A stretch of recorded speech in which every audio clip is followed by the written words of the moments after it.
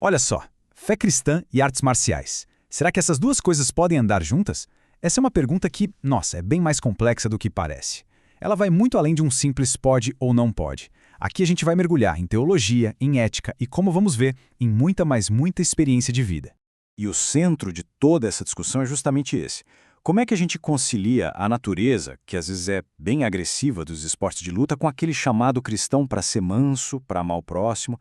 Vamos investigar isso a fundo, usando como base o material que a gente analisou. Para a gente organizar o pensamento, nosso caminho vai ser este aqui. Primeiro, a gente vai entender as diferentes visões sobre o assunto. Depois, vamos estabelecer um critério da própria Bíblia para nos guiar.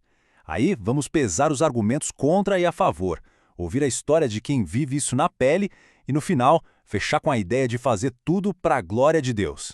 Então, para começar, é muito importante sacar que não tem uma resposta única na comunidade cristã. O material que a gente estudou nos ajuda a ver que existem basicamente algumas correntes principais de pensamento sobre isso. A primeira visão é aquela que rejeita tudo. O argumento é que as origens, lá no misticismo oriental, e a violência que está na essência da luta, simplesmente não batem com a fé. Do outro lado, tem uma galera que aceita, mas com uma condição. Eles acreditam que dá sim para separar a parte religiosa e praticar só como um esporte, um exercício. E tem até uma terceira visão que, mesmo aceitando que dá para separar o misticismo, ainda enxerga a violência como grande problema. Bem, com tanta opinião diferente, como é que a gente consegue ter uma base firme para avaliar tudo isso? A análise que o pastor Luiz Carlos de Oliveira propõe nos dá um critério único e bem poderoso que vai ser a nossa bússola daqui para frente. Certo. Então é aqui que o jogo muda. Esse versículo de 1 Coríntios vai ser a nossa régua.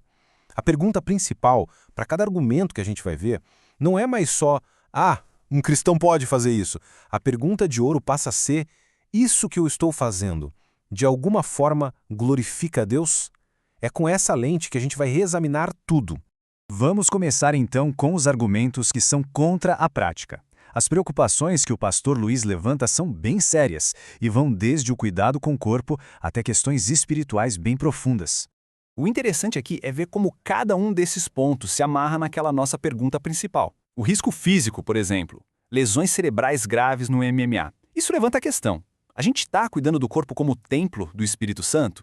E as origens místicas? Será que dá para glorificar Deus numa prática que historicamente reverenciava outras coisas?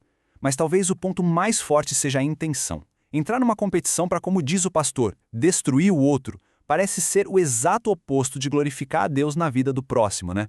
Agora vamos virar a chave e olhar o outro lado da moeda. Porque quem é a favor não enxerga as artes marciais como uma coisa ruim para a fé, mas na verdade como uma ferramenta. E um ponto muito importante nesse argumento é que nem toda arte marcial é igual. O professor Fábio de Lermando Lense, que é mestre de judô, ele destaca os valores que estão no coração da arte dele. Disciplina, respeito, honra, amizade, autocontrole.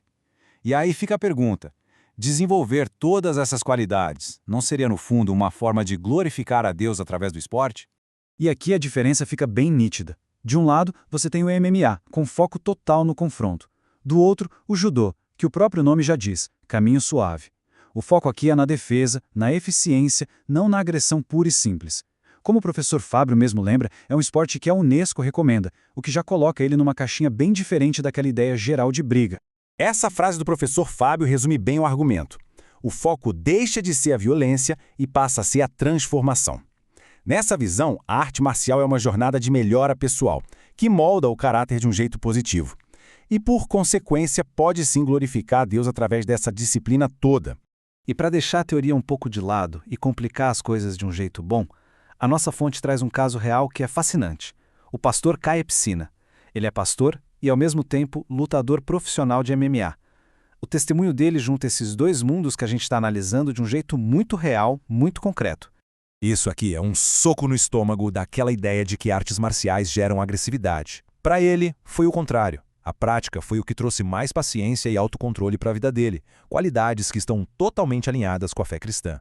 E ele dá um novo significado para a luta profissional. Na visão dele, aquilo ali não é uma briga de rua descontrolada. É um esporte, com regras, super técnico, praticado por dois atletas que treinaram muito e concordaram em estar ali. É uma competição de habilidade, não um ato de ódio, sabe? Certo. E agora, como é que a gente junta todas essas peças? A gente precisa voltar para o nosso critério principal, aquela ideia que guiou toda essa análise. Fazei tudo para a glória de Deus. Vamos colocar na balança, lado a lado, tudo que a gente viu. Então, no fim das contas, o quadro é este. De um lado, os riscos reais de se machucar e machucar o outro, as raízes históricas do misticismo e o possível conflito com a mansidão. Do outro, o desenvolvimento de disciplina, de caráter, a chance de usar o esporte para ajudar pessoas e os testemunhos poderosos de transformação. A decisão no final parece ser muito pessoal, uma questão de consciência. É cada um se perguntar: a minha prática, do jeito que eu a faço, glorifica a Deus? E no final, essa análise toda sobre artes marciais acaba levando a gente para uma reflexão ainda maior. A questão não é só sobre lutar ou não lutar. A grande pergunta é: como esse princípio de 1 Coríntios se aplica em cada decisão da nossa vida? No trabalho, nos hobbies, em tudo. Como é que esse critério de fazer tudo para a glória de Deus pode guiar as nossas escolhas? Essa é a reflexão que fica.